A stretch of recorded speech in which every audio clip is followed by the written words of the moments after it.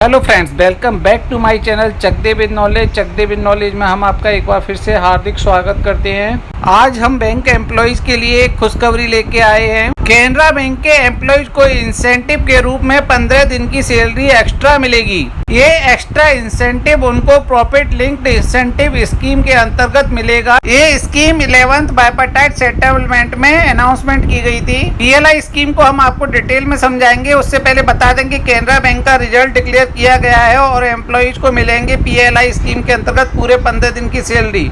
किसी बैंक के एम्प्लॉइज को पीएलआई स्कीम यानी कि प्रॉफिट लिंक्ड इंसेंटिव स्कीम के अंतर्गत इंसेंटिव मिलेगा या नहीं, ये डिपेंड करता है उस बैंक के नेट प्रॉफिट और ऑपरेटिंग प्रॉफिट पर। तो हम कैनरा बैंक का बाकी का रिजल्ट बाद में देखेंगे। सबसे पहले उसका नेट प्रॉफिट और ऑपरेटिंग प्रॉफिट ही देख लेते हैं। कैनरा बैंक को इस साल 2557 करोड़ का प्रॉफिट हुआ है, जबकि कैनरा बैंक पिछले साल लॉस में थी। उस पिछले साल कैनरा बैंक को 5838 करोड़ का लॉस हुआ था। कैनरा बैंक का ऑपरेटिंग प्रॉफिट 2412 करोड़ था, जो अब बढ़कर 5702 करोड़ हो गया है। अभी हम पीएलआई स्कीम को समझते हैं। ये है स्क्रीनशॉट जो बाइपार्टाइट सेटलमेंट के अंदर पीएलआई स्कीम थी उसका। तो इस प्रोडक्टिविटी लिंक्ड पे में आपको नंबर ऑफ डेज की सैलरी मिलती है, यानी कि उन डेज का बेसिक प्लस डीए मिलता है। अब हम इस स्कीम को डिटेल में समझते हैं। जैसा कि आप चार्ट में देख रहे हैं कि ईयर बाई ईयर ग्रोथ होनी चाहिए।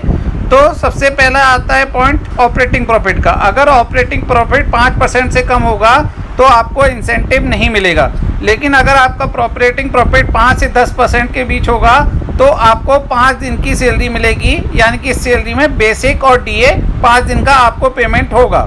अगर बैंक का ऑपरेटिंग प्रॉफिट पहले से 10% से ज़्यादा और 15% के बीच यानी कि 10 से 15% के बीच में बढ़ा है तो आपको मिलेगी 10 दिन की सैलरी। लेकिन इस केस में एक कंडीशन लगी हुई है कि बैंक को नेट प्रॉफिट होना जरूरी है। इसी प्रकार से अगर बैंक का प्रॉफिट यानी कि ऑपरेटिंग प्रॉफिट 15% से ज़्यादा रहेगा तो मिलेगी आपको 15 दिन की सैलरी, और इसमें भी वही क्लॉज है कि बैंक को नेट प्रॉफिट होना जरूरी है।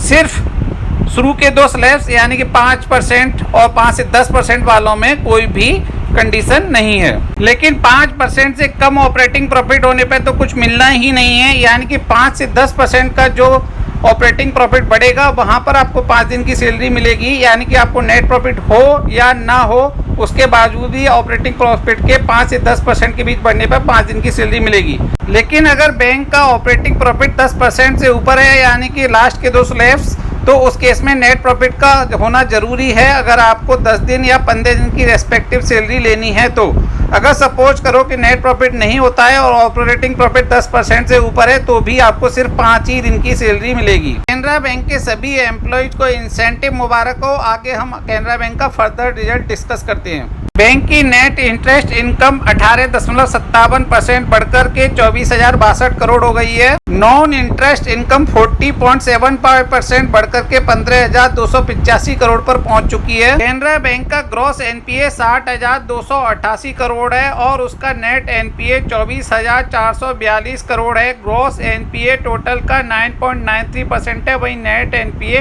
3.82% है। बैंक्स के प्रोविजन डिक्लाइन होकर के 17,452 करोड़ पर आ गए हैं। बैंक का प्रोविजन कवरेज रेशियो 79.68 है। बैंक ने प्रायोरिटी सेक्टर का जो मैंडेटरी टारगेट होता है 40%, उसकी जगह किया है 44.11%। वहीं एग्रीकल्चर का टारगेट 18% होता है, उसको क्रॉस करके बैंक अचीव की है 18.56%।